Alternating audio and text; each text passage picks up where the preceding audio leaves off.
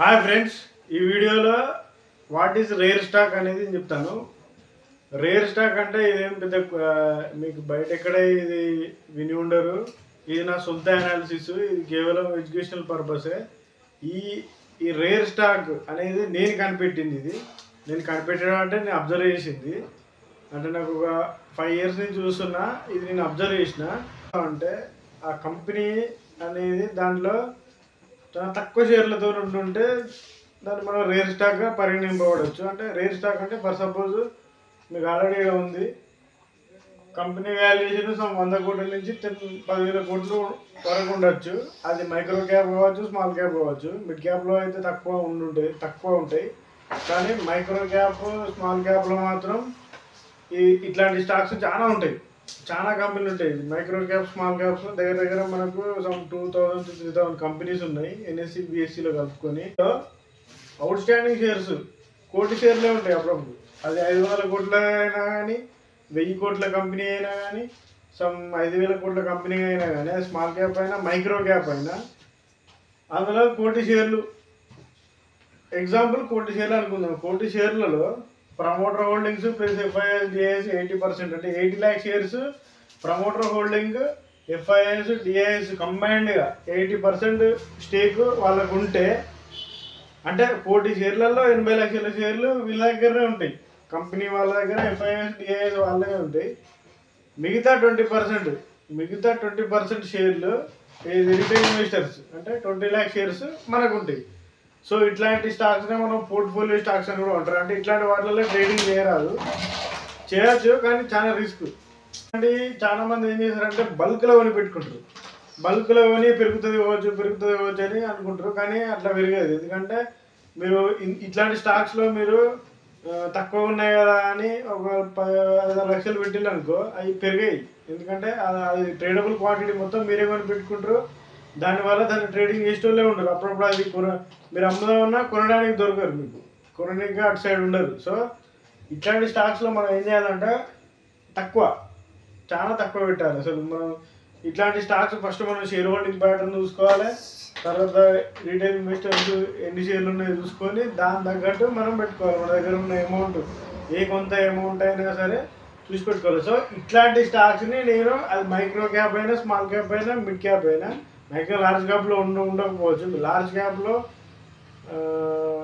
Rare stock అంటే నాకు తెలిసి ఎంఆర్ఎఫ్ ఒకటే. ఎందుకంటే అందులో 40 లక్షల షేర్లే ఉంటాయి నాకు తెలిసి. సో అదే రీటైల్ ఇన్వెస్టర్స్ ఏదైతే ప్రజానీకానికి తక్కువ షేర్లు ఉంటాయో, అంటే చూడండి స్టాక్ మార్కెట్లో డిమాట్ అకౌంట్ 20 కోట్ల మంది ఉన్నాయి. ట్రేడింగ్ ఇన్వెస్టింగ్ చేసే వాళ్ళు ఒక 3-4 కోట్ల మంది, 5 కోట్ల మంది వెళ్తారు. సో 5 కోట్ల మందికి ఫర్ సపోజ్ ఆ కంపెనీ గురించి అవగాహన ఉన్నోళ్ళు, ఫలానా కంపెనీ గురించి రీసెర్చ్ చేసిన వాళ్ళు ఒక 1,00,000 మంది ఉన్నారు అనుకుంటున్నాను. అంటే ఆ 1,00,000 మందికి 20 లక్షల షేర్లే ఉన్నాయి. ఫర్ సపోజ్ ఆ కంపెనీలో పెడదామంటే, అంటే ఒకవేళ ఆ కంపెనీ మంచి కంపెనీ అయి ఉండి, అరే ఇది ఫ్యూచర్లో బాగా పెరుగుతుంది, ఇప్పుడు 500 కోట్లే ఉన్నది మార్కెట్ క్యాప్, కానీ ఫ్యూచర్లో ఇంకా 1000 కోట్లు అట్లా దీనికి ఆర్డర్లు బాగా వస్తాయి అని అనిపించింది అనుకో, చాలా మంది బల్క్లో కొని పెట్టుకుంటారు. అప్పుడు మనం కొందామన్నా దొరికాయి. సో ఇట్లాంటి వాటినే నేనైతే రేర్ స్టాక్ అనుకున్నా. సో నేను ఏం చేస్తా అంటే, ఫస్ట్ నేను ఒక కంపెనీ ఒక share holding pattern, promoter holdings, retail ఇన్వెస్టర్స్కి ఎన్ని షేర్లు ఉన్నా కౌంట్ చేస్తాను. ఫస్ట్ కౌంట్ చేసి, అరే ఇది రేర్ స్టాక్ అంటే 20 లక్షల షేర్లు, లేకపోతే 30 లక్షల షేర్లు, లేదా 40 లక్షల షేర్లు, బేస్డ్ ఆన్ ద ఈ షేర్ హోల్డింగ్ ప్యాటర్న్. అంటే తక్కువ షేర్లు ఉన్నాయి, జనాలకు తక్కువ షేర్లు ఉన్నాయి. అంటే ఇట్లాంటిది మనం ఒక షేరు, 2 షేర్లు, 3 షేర్లు కొని పెట్టుకున్నా కానీ మనకు లాంగ్ టర్మ్లో ఒక 10 years తర్వాత ఇవి చాలా బాగా పెరుగుతాయి అని నేను అనుకొని నేను అట్లా కొన్నాను. సో నేను అట్లా కొన్నదే ఈ ఒక స్టాక్ అయితే ఎగ్జాంపుల్ చెప్తున్నా. ఇది ఎడ్యుకేషన్ పర్పస్. ఇది మీకు స్క్రీన్ షాట్ కూడా పెడతా, పర్టికులర్ పోర్ట్ఫోలియో.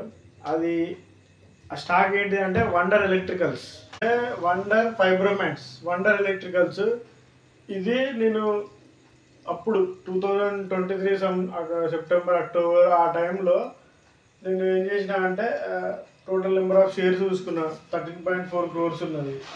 రిటైల్ ఇన్వెస్టర్స్ ఇంతకుముందు చెప్పిన ప్రమోటర్ హోల్డింగ్స్, ఎఫ్ఐఎస్, డిఐఎస్ అవన్నీ తీసేస్తే రీటైల్ ఇన్వెస్టర్స్కి దగ్గర దగ్గర 20%, అంటే కేవలం 2,68,00,000 షేర్లు మాత్రమే రీటైల్ ఇన్వెస్టర్స్కి అందుబాటులో ఉన్నాయి ఆ టైంలో. ఇప్పుడు కూడా అంతే ఉండొచ్చు, కానీ ఆ టైంలో అంత అంటే నేను అనుకున్నా కదా 2,68,00,000 అంటే రేర్ స్టాక్ అన్నట్టు. మంచి కాంట్రాక్ట్ వచ్చింది అనుకో, అప్పుడు అది అప్పర్ సర్క్యూట్ కొట్టుకుంటే అవుతూనే ఉంటుంది, మనకు కొంతమంది దొరుకుతుంది. సో నేను ఏం చేసిన అంటే అప్పుడు మన దగ్గర అంత లేదు, లక్షలు పెట్టేంత లేదు. సో ఎంతో కొంత పెడదాం, ఈ హ్యాబిట్ ఆఫ్ ఇన్వెస్టింగ్లో భాగంగా నేను ఆ రోజు ఏమనుకున్నా, సరే ఒక 10 స్టాక్స్ ఉందాం, 28 రూపీస్ 54 పైసలు పెట్టి మర్చిపోయాను, పెట్టి వదిలేసిన. ఇది చాలా స్టాక్లలో ఇది ఒకటి ఎగ్జాంపుల్ చెప్తున్నా. సో నేను ఒక 10 స్టాక్స్ 28 రూపీస్ కొని వదిలేసిన. అది ఈరోజు ఒక్కొక్కటి 183 రూపీస్ ఉంది 10 స్టాక్స్. అంటే నేను 50 రూపీస్ ప్రాఫిట్లో ఉన్నా.